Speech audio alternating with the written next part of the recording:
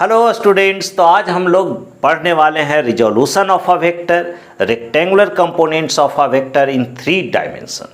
तो पहले resolution of a vector या कंपोनेंट ऑफ अ वेक्टर का डिफिनीशन नोट करो और देखो कि हम क्या लिखा रहे हैं कंपोनेंट ऑफ अ वेक्टर या रिजोल्यूशन ऑफ अ वेक्टर का डिफिनीशन। रिजोल्यूशन ऑफ वेक्टर का क्या डिफिनीशन लिख रहे हैं? It is the process of splitting a single vector into 2 or more vectors in different directions which together produced by the single vector alone. The vectors into which the given single vector is splitted are called component of a vector. तो ये हम लोग जो defined किए, ये resolution of vector को defined किए, component of a vector को डिफाइन किए। तो आप इसको नोट कर जाइए और देखिए कि कैसे हम लोग कंपोनेंट लेते हैं, कैसे हम लोग रिजोल्यूशन लेते हैं किसी वेक्टर का। सपोज कि यह एक सरफेस है और इस सरफेस पर एक ऑब्जेक्ट हमने रखा है, एक ऑब्जेक्ट रखा है और इस ऑब्जेक्ट पर कोई फोर्स लग रहा है एफ। तो फोर्स एक वेक्टर है, तो यह इस डायरेक्शन में लग रहा है। अब इसको हम लोग 2 डायरेक्शन में इस फोर्स को तोड़ना चाहते हैं। 2 डायरेक्शन में, एक हॉरिजेंटल डायरेक्शन जो कि इस डायरेक्शन में हुआ हॉरिजेंटल, और दूसरा यह वर्टिकल डायरेक्शन है, वर्टिकल डायरेक्शन है। इसको हमने एक्स डायरेक्शन कह दिया और इसको वाई। सपोज कि यह फोर्स इस डायरेक्शन से एक्स से थीटा एंगल बना रहा है, थीटा एंगल। तो हम जानना चाहते हैं कि इस ऑब्जेक्ट पर जो फोर्स F लग रहा है इसका कितना प्रभाव है x के लॉन्ग और इस फोर्स का कितना प्रभाव है y के लॉन्ग, मतलब इसका कितना प्रोजेक्शन, इसका कितना कंपोनेंट, कितना टुकड़ा x की ओर आ रहा है। इसके लिए इसका नाम दे दिया O। यह फोर्स है F जिसका मैग्नीट्यूड मॉड ऑफ F होगा या सिंपल F, इसको A कहें।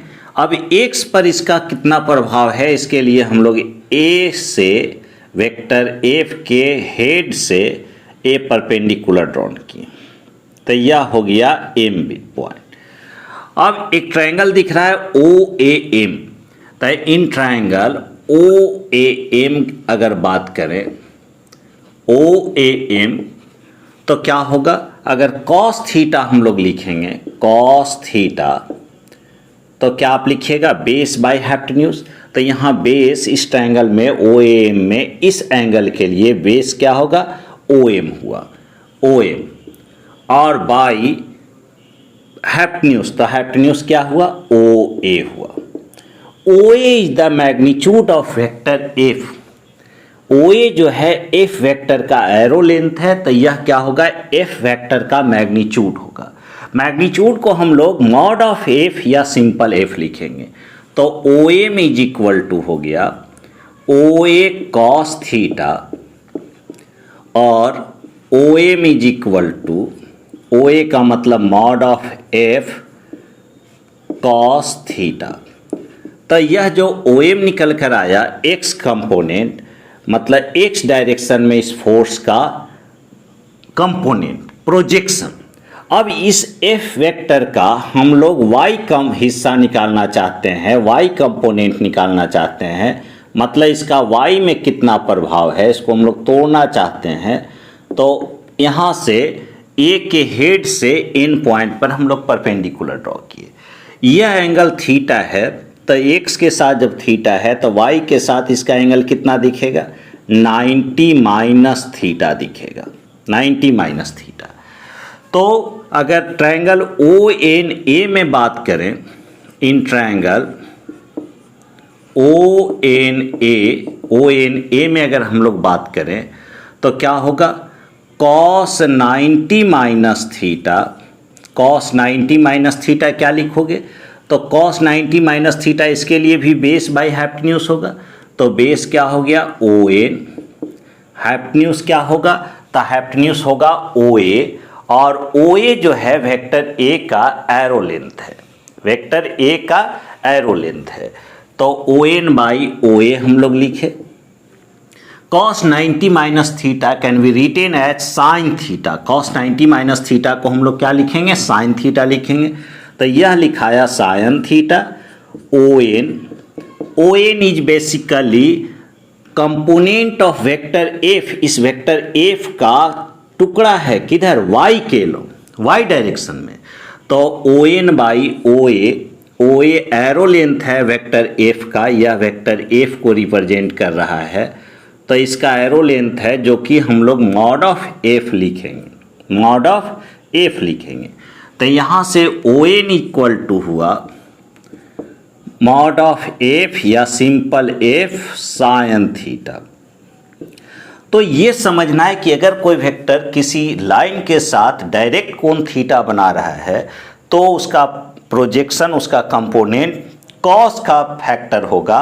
और अगर 90 माइनस थीटा एंगल बन रहा है किसी लाइन के साथ वेक्टर का, तो उसका उस लाइन पर प्रोजेक्शन साइन थीटा का फैक्टर होगा। ये समझ गया। तो ये हुआ रिजोल्यूशन ऑफ वेक्टर। एक बात और ख्याल रखना है कि अगर यह कंपोनेंट पॉजिटिव एक्स एक्सिस पे जाता है तो उस प्रोजेक्शन को हम पॉजिटिव लिखेंगे। अगर निगेटिव एक्स एक्सिस पर जाता है, एक्स डैश पर जाता है, तो उसको हम लोग माइनस में लिखेंगे।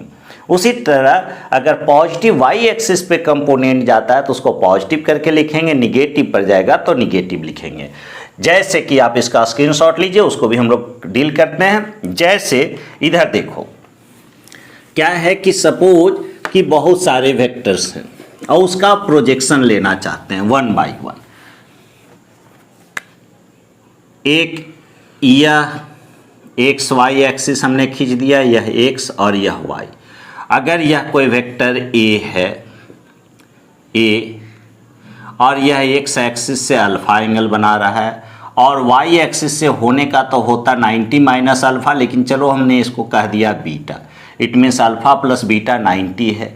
अब इस वेक्टर का एक्स कंपोनेंट लेना चाहेंगे तो यह वेक्टर ए एक्स से डायरेक्ट अल्फा बना रहा है, तो इसका एक्स कंपोनेंट इस लाइन के अलोंग क्या होगा, इस पर जो प्रोजेक्शन होगा इस लाइन पर ये निकालेंगे तो यह होगा ए, इस वेक्टर का मॉडुलस या सिंपल, तो यह ए और कॉस अल्फा।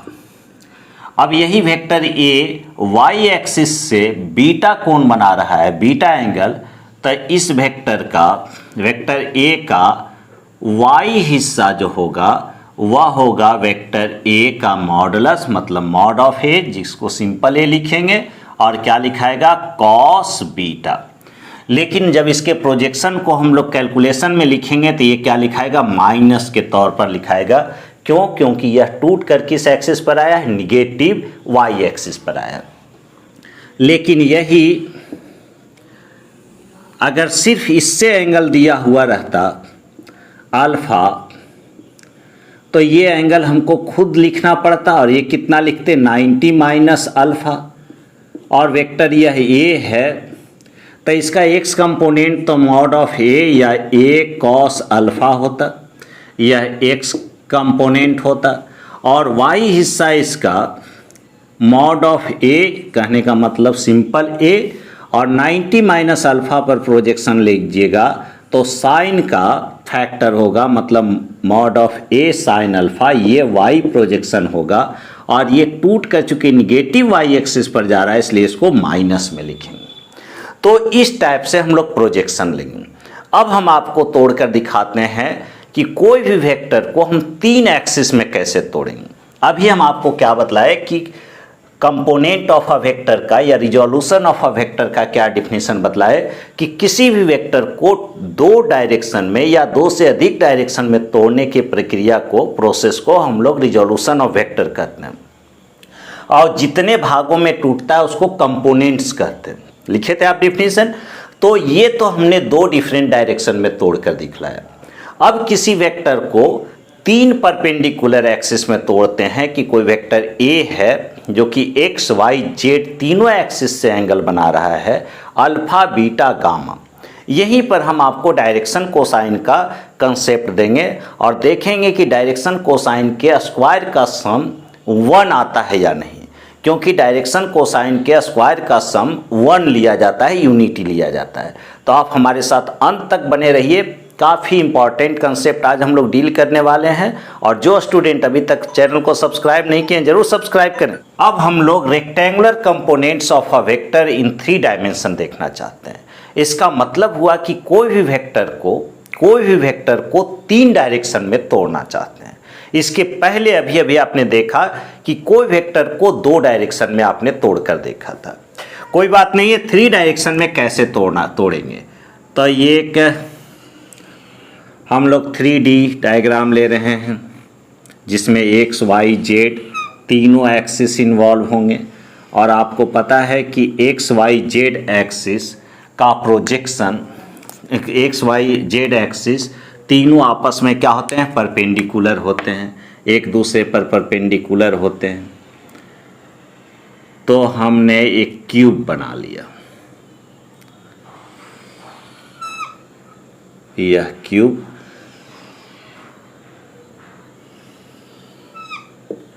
और इस क्यूब का डायगोनल के लॉन्ग कोई वेक्टर ले लिए। अब इसी को हम लोग एक्स एक्सिस कह दिए और यह मेरा हुआ वाई एक्सिस और यह हो गया जेड एक्सिस। यही 3 डायरेक्शन में हम लोग तोड़ना चाहते हैं। यह ओ एक्स वाई, इसको हम लोग यहाँ से एक वेक्टर लेते हैं और यह इस कॉर्नर तक पहुँच रहा है। सब यहाँ से लिए वेक्टर और यह वेक्टर यहाँ तक जा रहा है। अब यह वेक्टर अलग अलग एक्सिस से एंगल बनाएगा। सपोज कि यह एक्स एक्सिस से यह वेक्टर अल्फा एंगल बना रहा है,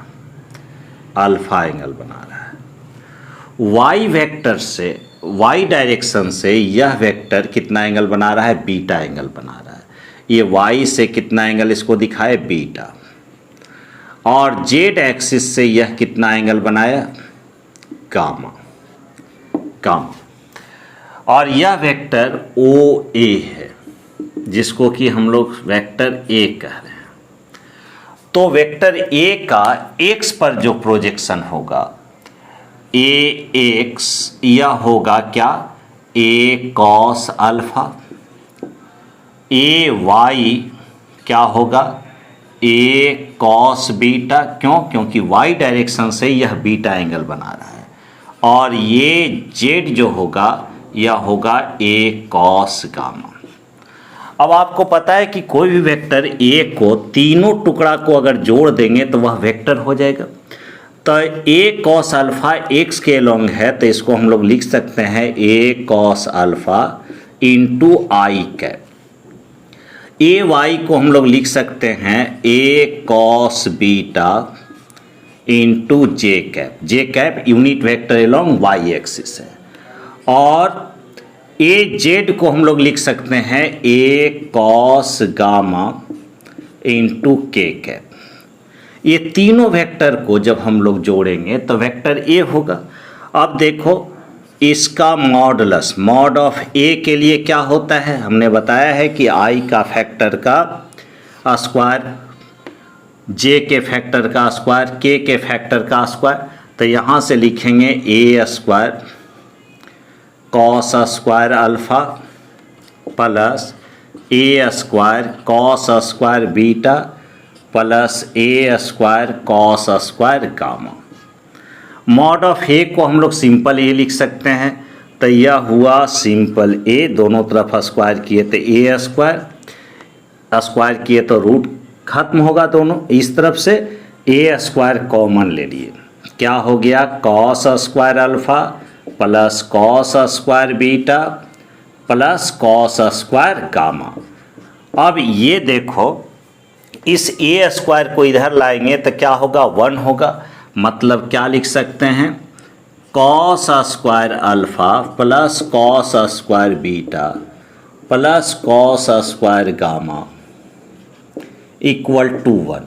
यहाँ पर समझने वाली बात है कि cos alpha cos beta cos gamma को कॉस अल्फा, कॉस बीटा और कॉस गामा को हम लोग direction cosine of vector A कहेंगे। यह जो वेक्टर ए है इसका डायरेक्शन कोसाइन कितना होगा? कॉस अल्फा, कॉस बीटा और कॉस गामा। आप क्या देख रहे हैं? डायरेक्शन कोसाइन के स्क्वायर का सम कितना लिया जाएगा? 1 लिया जाएगा। ये कई बार पूछा है कि डायरेक्शन कोसाइन के स्क्वायर का सम क्या होगा? 1 होगा। एक बात और, डायरेक्शन कोसाइन को हम लोग एल एम एन से डिनोट करते हैं। मतलब कॉस अल्फा को एल, कॉस बीटा को एम, कॉस गामा को एन। तो यह होगा L square plus M square plus N square equal to 1। ये दूसरा रिजल्ट हुआ। ये कह दे अगर L M N are direction cosine of a vector then L square plus M square plus N square will be 1। अगर किसी vector का direction cosine L M N है तो उसके स्क्वायर का सम क्या होगा? 1 होगा। इसी से एक रिजल्ट और निकलता है। ये देखो, आप इसका स्क्रीनशॉट ले लो, उसके बाद हम लोग दिखाते हैं। एक रिजल्ट और क्या निकलेगा? अगर हम लोग इसको लेकर चल रहे हैं, चूंकि cos square alpha plus cos square beta, अगर किसी को दिक्कत है तो आप कमेंट कीजिएगा, ज़रूर हम उसको अगले वीडियो में सॉल्व करेंगे। Is equal to 1। Cos square alpha plus cos square beta plus cos square gamma कितना लिया? 1 लिया। कॉस स्क्वायर अल्फा को आप ट्रिगोनोमेट्री से क्या लिख सकते हो? 1 माइनस साइन स्क्वायर अल्फा। उसी तरह से कॉस स्क्वायर बीटा को क्या लिखोगे? 1 minus sign square beta. Trigonometrical identity से, चूंकि cos square alpha plus cos square beta, cos square alpha plus sine square alpha 1 होता है, तो कॉस स्क्वायर अल्फा को 1 minus sign square alpha, cos square beta को 1 minus sign square beta, cos square gamma को 1 minus sign square gamma लिखे। और यह कितना के बराबर है? 1 के। अब तीनों 1 को हम लोग एक जगह लिखेंगे तो 1 प्लस 1 प्लस 1 3 हुआ, माइनस ये सब में से तीनों में से माइनस कॉमन ले लिए तो क्या लिखाया? Sine square alpha plus sine square beta plus sine square gamma is equal to कितना हुआ? 1 हुआ। इस 1 को इधर ले आओ तो 3 माइनस 1 इज इक्वल टू क्या हुआ? Sign square alpha plus sine square beta plus sine square gamma. तो आप क्या देखें, यहाँ से लिख सकते हैं sign square alpha plus sine square beta plus sine square gamma. 3 minus 1 कितना हुआ? 2 हुआ। तो ये इम्पॉर्टेंट कंसेप्ट है कि sine square alpha plus sine square beta plus sine square gamma कितना होगा? 2 होगा, जहाँ अल्फा बीटा गामा किसी वेक्टर का एंगल है रिस्पेक्टिवली किसके साथ? X, y and z axis के साथ। तो कॉस अल्फा, कॉस बीटा और कॉस गामा को हम लोग डायरेक्शन कोसाइन कहते हैं। डायरेक्शन कोसाइन का स्क्वायर का सम 1 होता है। अगर अल्फा बीटा गामा किसी वेक्टर का एक्स, वाई, जेड एक्सिस के साथ एंगल है तो sign square alpha plus sine square beta plus sine square gamma का वैल्यू क्या होगा? 2 होगा। तो ये हमने rectangular components of a vector in 3 dimension देखे। किसी भी वेक्टर का कंपोनेंट्स 3 डायरेक्शन में हम लोग निकाले और यहाँ पर डायरेक्शन कोसाइन का कंसेप्ट समझे और देखे कि डायरेक्शन कोसाइन का स्क्वायर का सम क्या होता है? 1 होता है। तो होप सो कि आपको वीडियो पसंद आया होगा। अगर वीडियो अच्छा लगे तो ज़रूर लाइक कीजिए, अपने दोस्तों के बीच भी शेयर कीजिए। जुड़ने के लिए बहुत बहुत धन्यवाद। मिलते हैं नेक्स्ट वीडियो में।